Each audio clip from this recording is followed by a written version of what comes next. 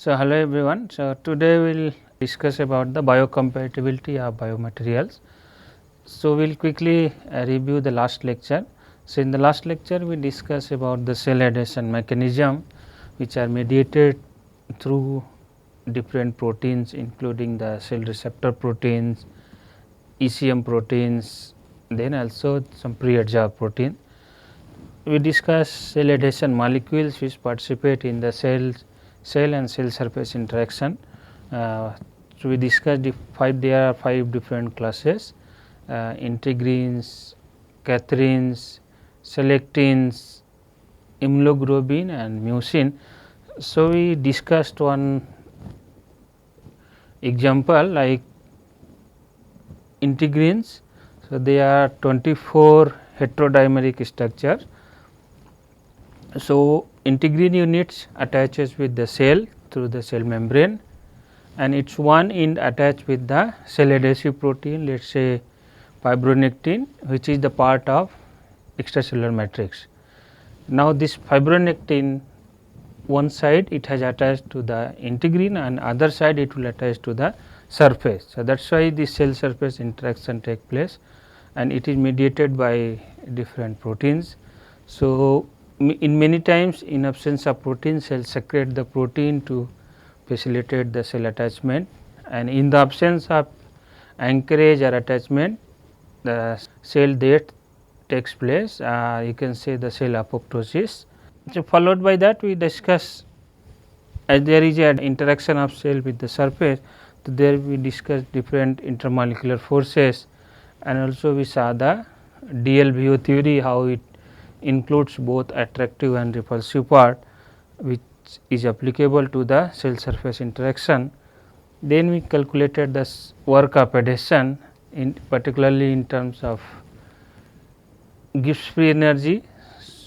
So, we discuss the spreading coefficient should be less than 0 in order to facilitate the spontaneous attachment of the cell, and that work of adhesion can be tuned by tuning the surface energy of the solid surface.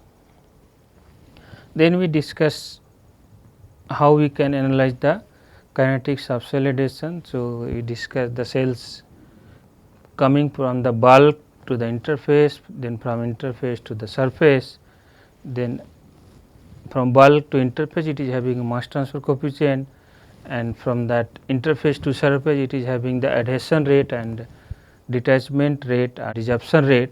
So, based on that we ignore the mass transfer part and particularly the death rate during the initial cell adhesion, and we derive that we can fit the experimental data either in terms of number of cells or the surface coverage with time to determine the rate of cell adhesion. So, in today's lecture we will discuss further how we define the biocompatibility of the biomaterials, what are the different factors which play the key role during defining or assessing the biocompatibility of biomaterials. Then we will discuss in vivo methods as well as the in vitro methods to assess the biocompatibility of biomaterials, and finally we will see if you want to develop a new biomaterial, what should be its characteristic features. So, biocompatibility, as the name suggests, it should be compatible with the body fluid or the biological environment. So, it is defined as the ability of a material or ability of a biomaterial to perform the desired function, that too in the harmony of host cells. Means it should work or it should synchronize with the host cell when a biomaterial comes into contact or when a biomaterial is implanted inside the body. In other words, the same thing can be said as that the ability of a biomaterial or a material to perform an appropriate host response in a specific application. So, now with this definition it comes, you cannot have a common definition of biocompatibility, because it depends on a particular application, but the common thing is the appropriate host response. So, any material it should perform and its intended function with appropriate host response.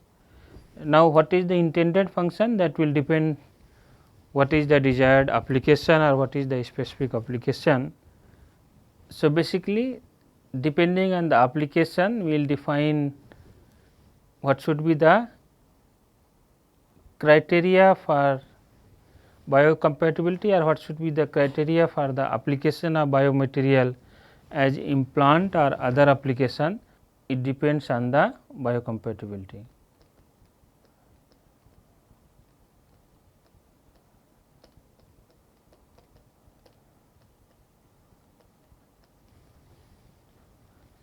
So, you can say it is either way.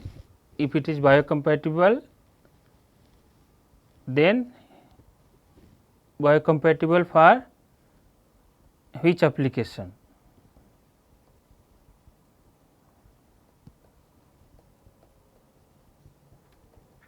Because depending on the different application there will be the different requirement that we will discuss in the next slide. So, as we discussed during the cell surface interaction, whenever there is a implantation of a new biomaterial, so there will be the inflammatory responses depending on the complement pathways, the classical pathways or alternative pathways or lectin pathways. So, the severity and the duration of inflammatory responses, this indicates the biocompatibility, or you can say this is the indicator of the biocompatibility of the biomaterial. So, what is expected from a biomaterial is it does not induce acute or chronic inflammatory responses, and also it does not prevent a proper differentiation of the cells which surrounds the implant, or you can say the proper differentiation of the tissues which surrounds the implant. So, we can say if material is biocompatible, it does not induce acute or chronic inflammatory responses, the first thing. Second thing, it does not prevent the proper growth of the tissue or the cells. And again, as we discussed, this proper growth or differentiation, it is subject to the a particular application, that what is the intended application of that particular biomaterial.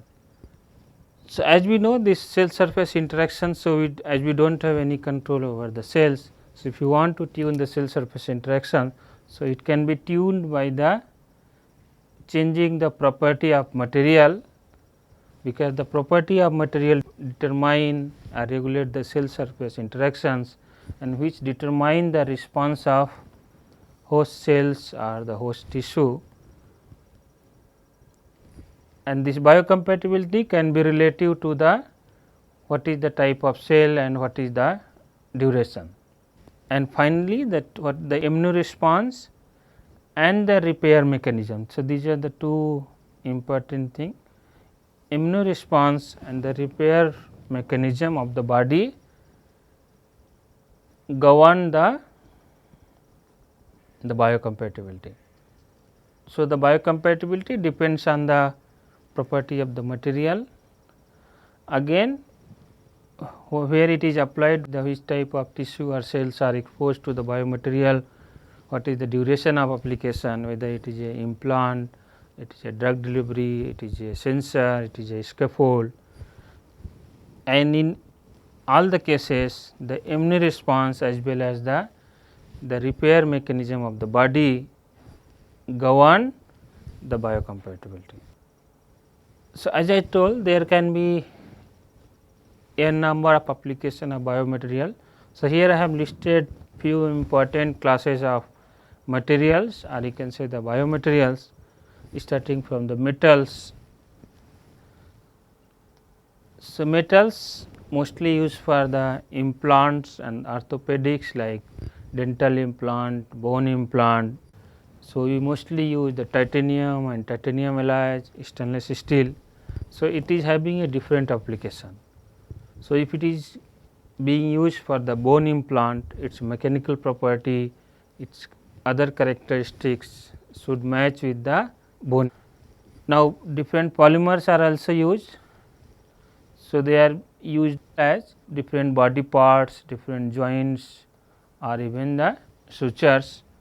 So, these are the application of the polymers. So, what property we expect from the implant, the same property we cannot expect from this, particularly just say the sutures.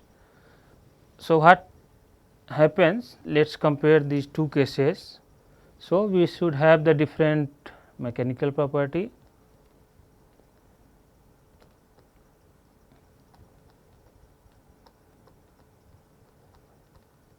It should have different mechanical property as well as the duration of this, particularly the sutures and the implant is different. So, duration is different. Their environment is different, application environment is different.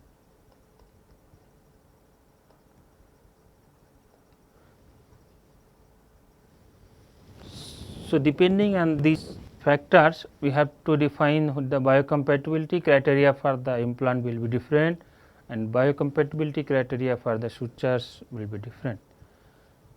Apart from the polymer and metals, the hydrogels are also used, particularly for contact lenses, for tandem materials, as a bond healing bioadhesives and cartilage.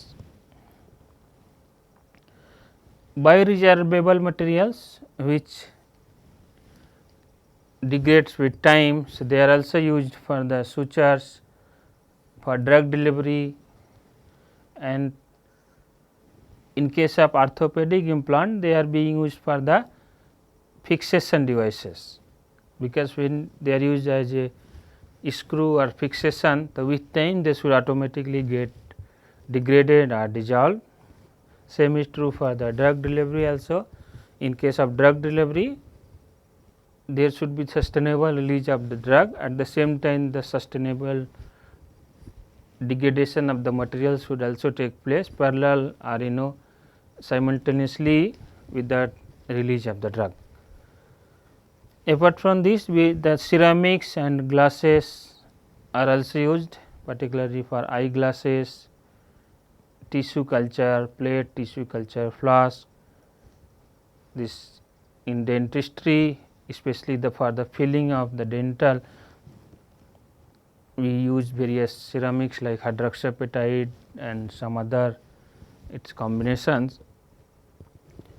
Some natural polymers are natural materials like the proteins, the silk protein, collagen, some natural polymers, natural carbohydrates. They are also used as a matrix or support for the preparation of, let us say, scaffold preparation, for the support, particularly if you just consider the silk.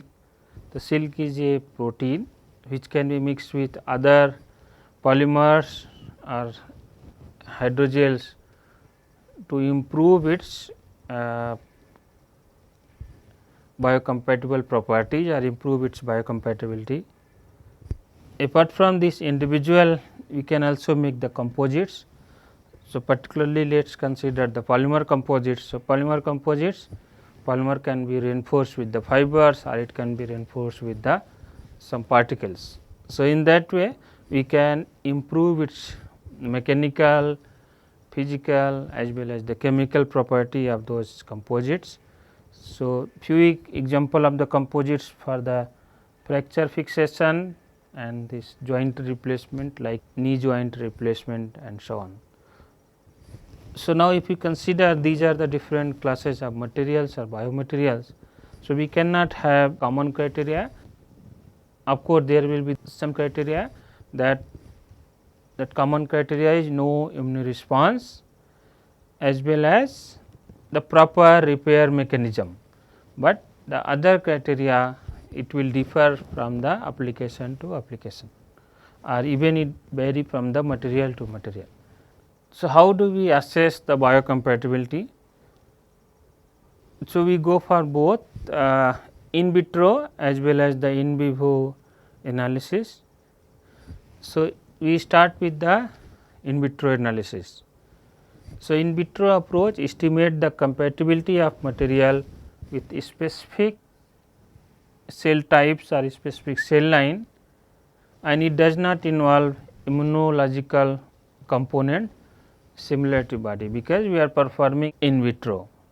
One example of in vitro is the cytotoxicity study. So, when we perform the in vitro analysis, what it does? It minimizes the number of experiment required for the in vivo analysis. So, you can say it minimizes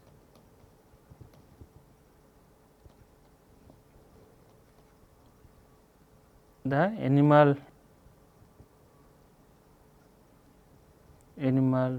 or you can say minimizes the number of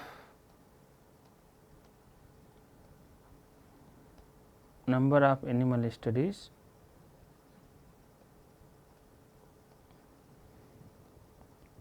So, based on the in vitro experiment, we choose which one is the best material which need to be tested inside a particular animal model. So, that animal model may be the rat, it may be the rabbit. So, after in vitro approach, we go for the in vivo approach, which gives the actual effect of biomaterial implant inside the body. Here we have with respect to its immune system, because here we are dealing directly with the living system. So, there will be the immune response also. And for testing these two techniques, there are various protocols, that ASTM and ISO protocols. So, which are applied or which are followed for testing these in vitro or in vivo assessments. So, in case of in vitro assessment, we test the toxicity, we test the leachability, and we test the hemocompatibility. The toxicity means some toxic effects.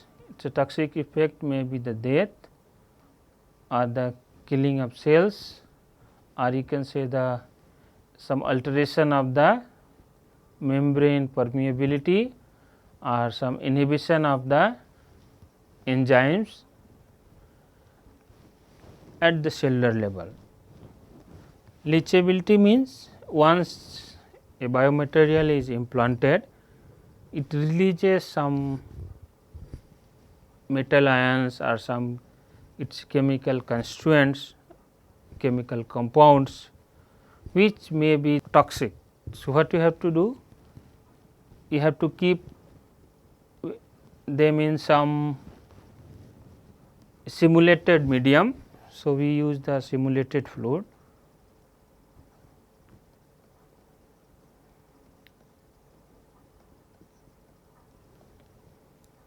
And with time you analyze what is the components and as well as the what concentration of extracts, or the you can say the leachates.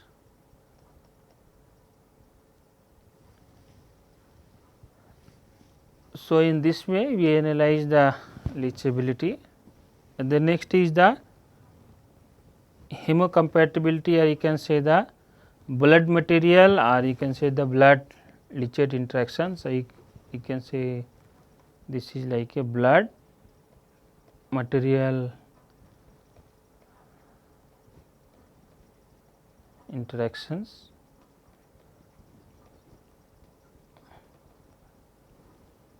So, it may include the clotting study, it may include the adsorption,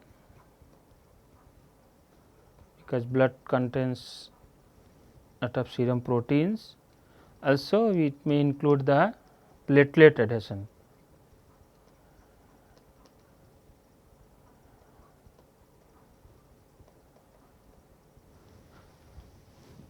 So, depending on this blood material interactions, we comment on the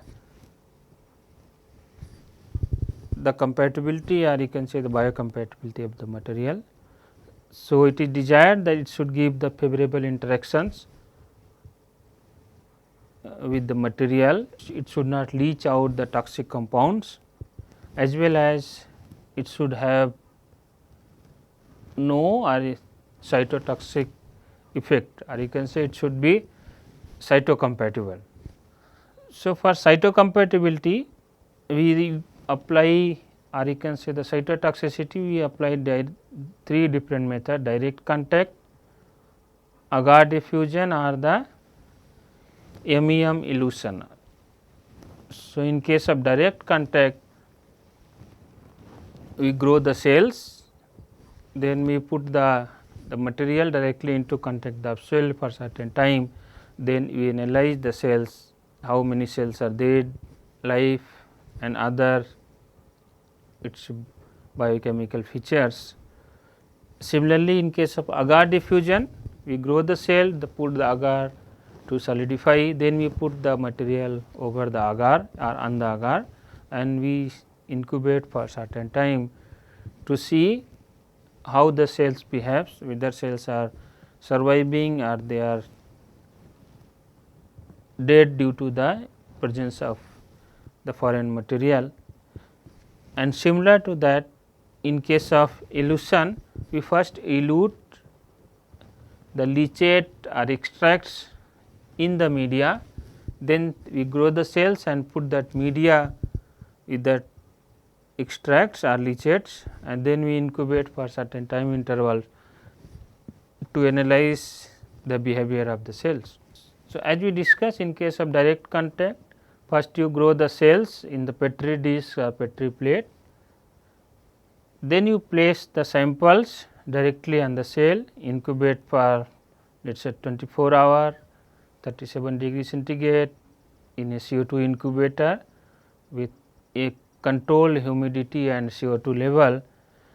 Then after that, you fix the cells and analyze using different staining for the live and dead cells. So, this is a direct contact method.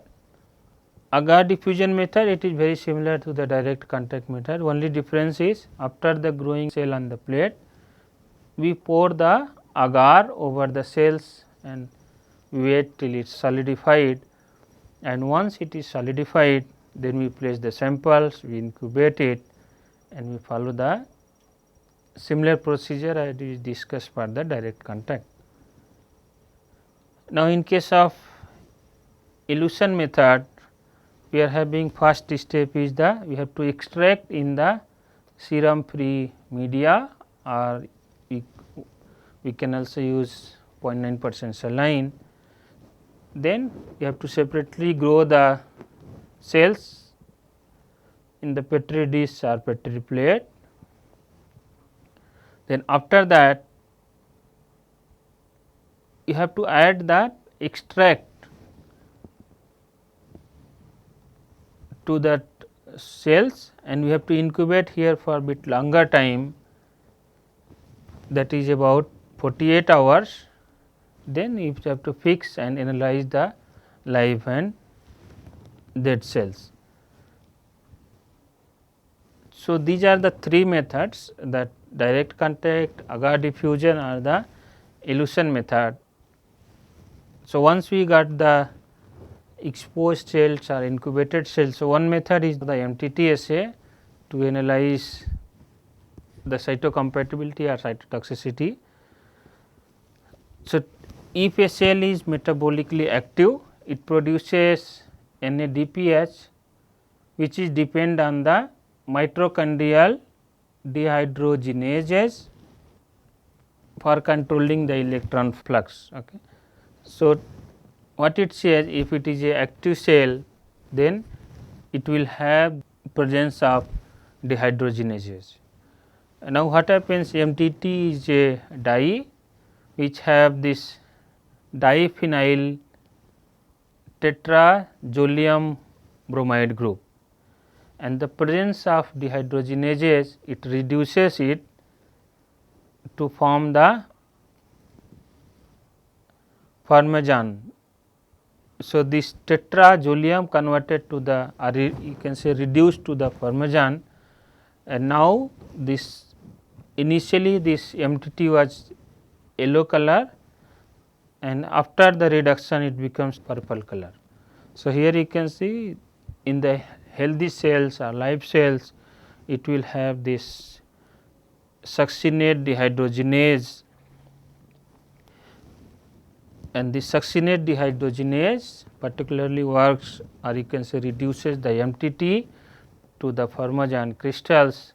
So, the yellow color converts to the purple color, and this color intensity, or you can say whatever this pharmajan crystal is formed, we can again solubilize them in another solvent, particularly we use the DMSO or isopropanol, and then we measure its intensity using a spectroscopy methods.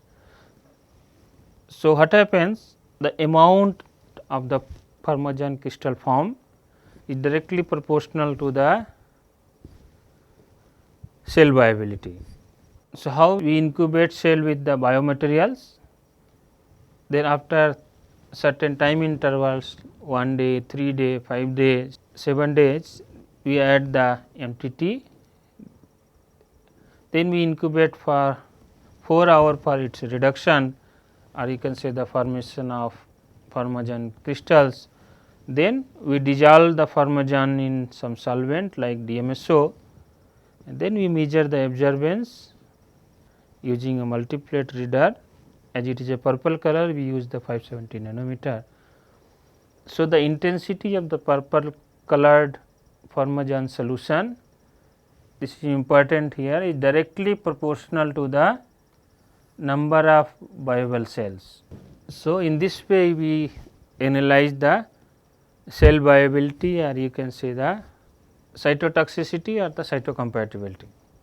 So, here we also use some control samples. The control sample means we have to incubate only cell without the biomaterial.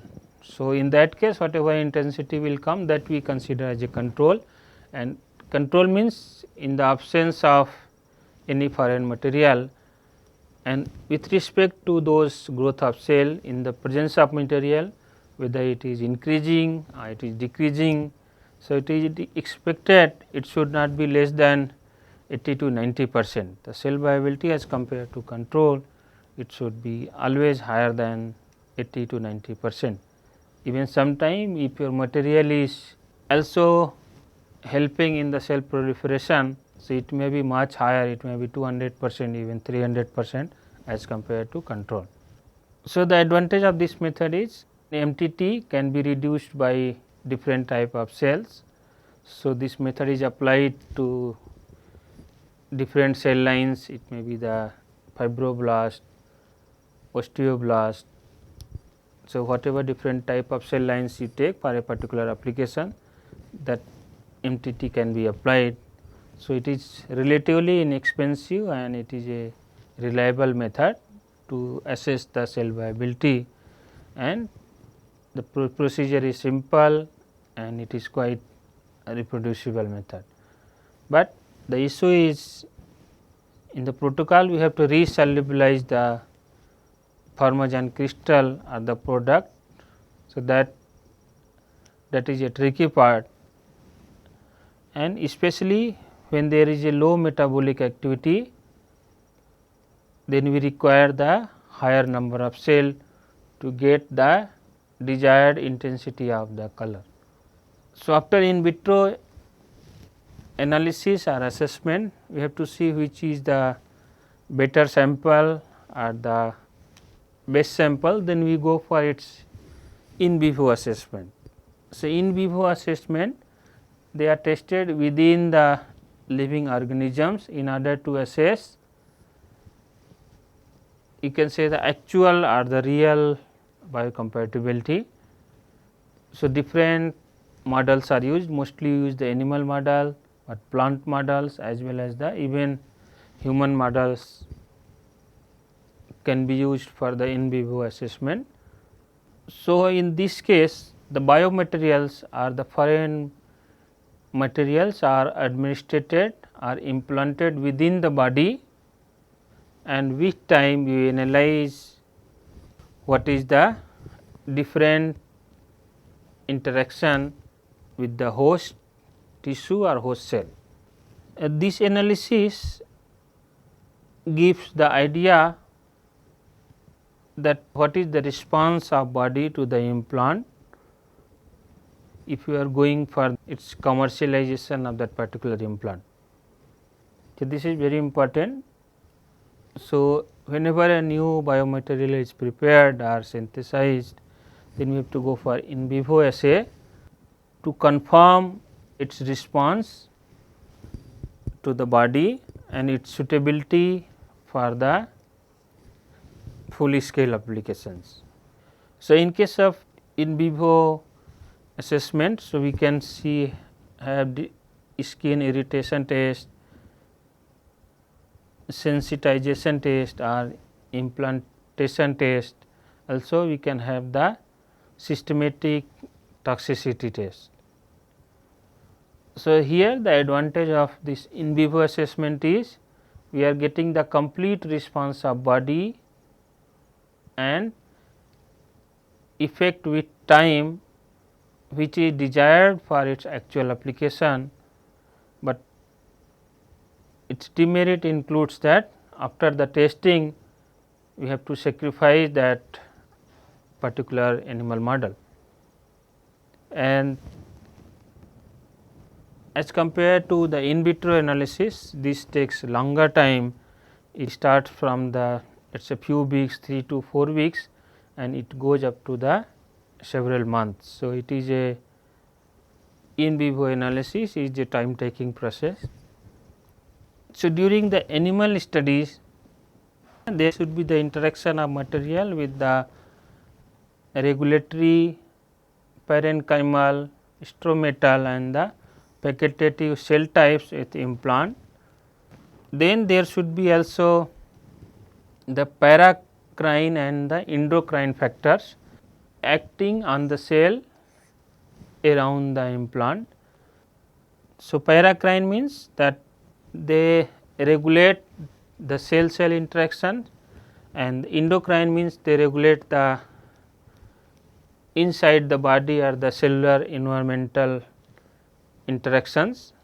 Then we just see the cell interaction with the ECM components, and also apart from the ECM components we just see what are the soluble regulatory molecules, because in many cases if you go for implant, so this ECM proteins or these regulatory molecules have been altered by the presence of implant. So, what is the interaction of the cells with the ECM components, or you can say the regulatory molecules due to the presence of implant, and also the interaction with the blood borne cells, proteins and other macromolecules. So, these are the different interactions which take place during the animal study, or you can say in vivo analysis. So, what are the different kind of responses take place during the animal study? The first, there will be a dead space created by the implant. Then soluble agent it will be released by the implant, like it's some ions or some polymer fragment. So, it depends what is the chemical composition of that particular biomaterial.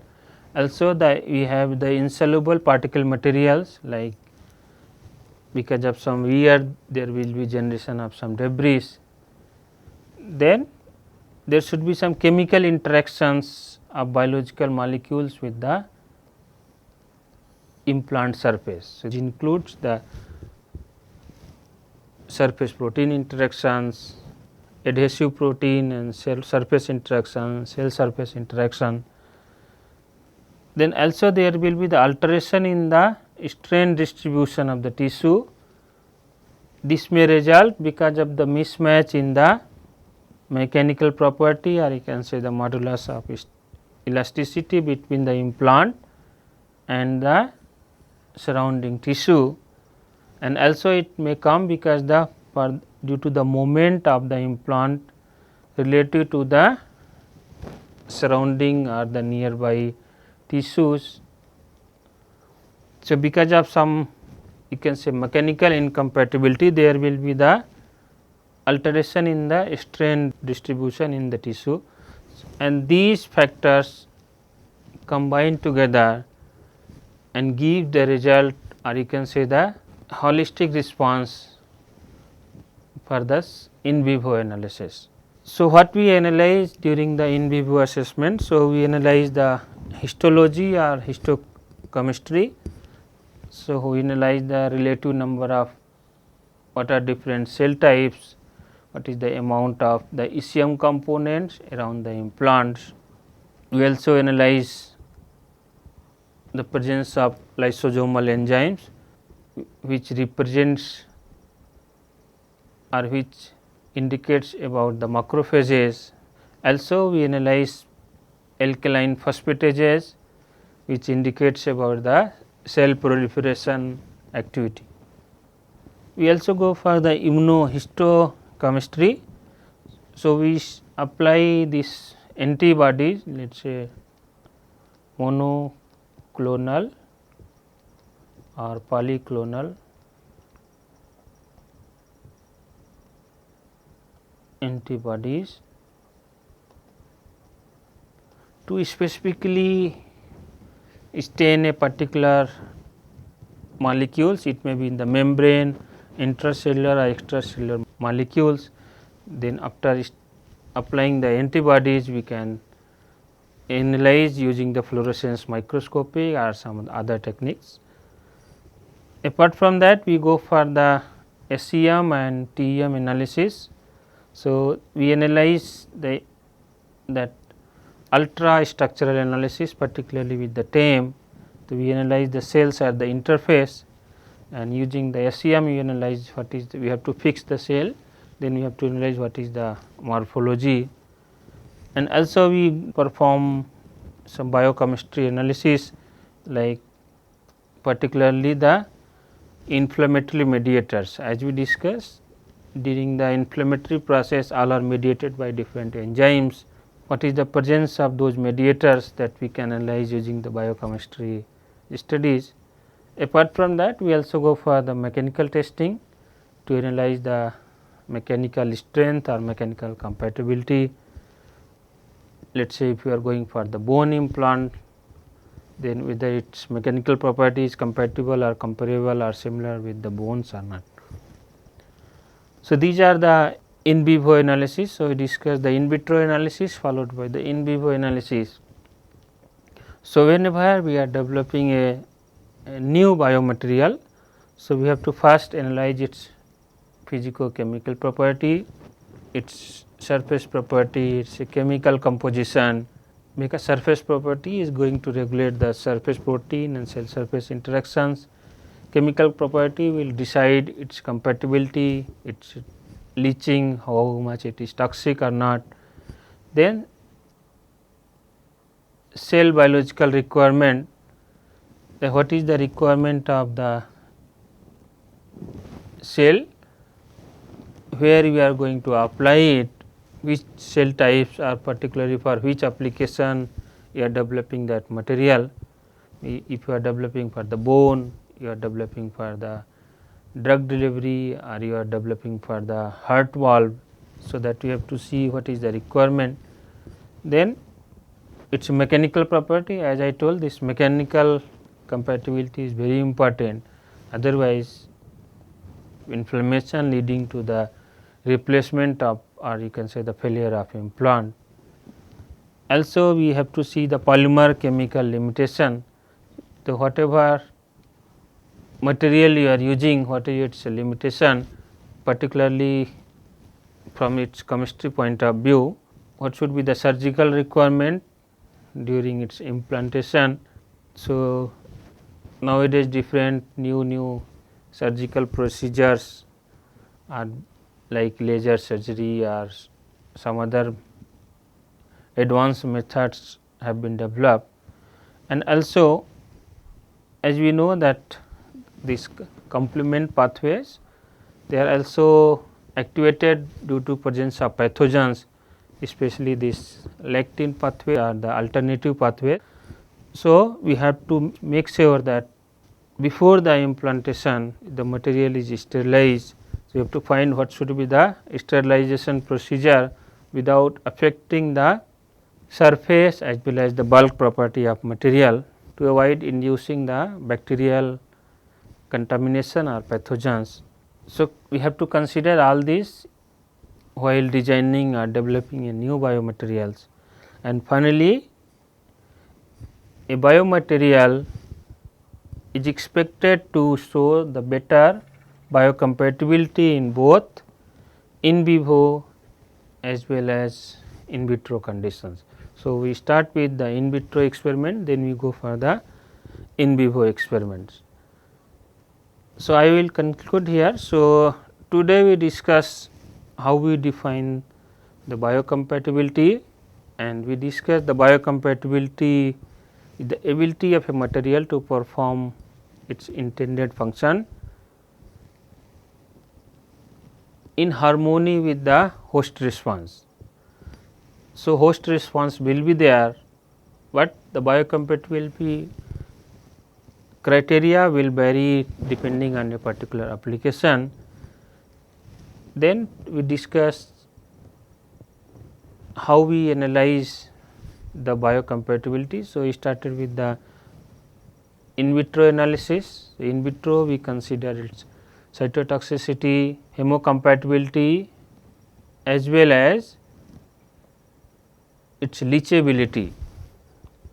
These criteria we consider in the in vitro assessment, and for the cytocompatibility we go for the direct method or the agar diffusion or the elution method, and we discuss one example how the MTT assay helps in analyzing the or measuring the cell viability. Then we discuss the in vitro assessment, particularly what happens during the implantation of a foreign material, what are the different cell surface interactions. Then we discuss how we analyze this in vivo results, starting with the histochemistry, histoimmunochemistry, then biochemistry, and SEM and TEM, also the mechanical testing.